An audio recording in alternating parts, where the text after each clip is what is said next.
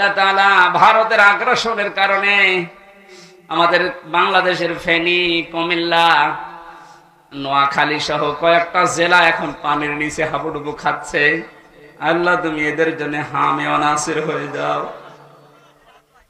মানুষের ভেতরে এতটুকু মানবতা নেই, ঘমন্ত মানুষদের জন্য তারা বাঁধ খুলে এদেরকে ডুবিয়ে দিল। কত মানুষ আজকেও মারা গেছে। আল্লাহ তুমি নিজের পক্ষ থেকে আমাদেরকে বাঁচাও। বিশেষ করে ফেনী, নোয়াখালী, কুমিল্লা, ব্রাহ্মণবাড়িয়া, আল্লাহ এই জেলাগুলোকে তোমার কুদরত দিয়ে বাঁচাও। আমিরে জামাত সেখানে লক্ষ লক্ষ টাকা নিয়ে বিভিন্ন খাদ্য সামগ্রী নিয়ে গেছে। আজকে দেখলাম সারা দেশের মানুষকে আহ্বান জানিয়েছে যে যে জায়গায় আছি সামর্থ্য অনুযায়ী বন্যা দুর্গত মানুষদের পাশে দাঁড়ানোর মতো যোগ্যতা, ঈমান আমাদের দান করো আল্লাহ।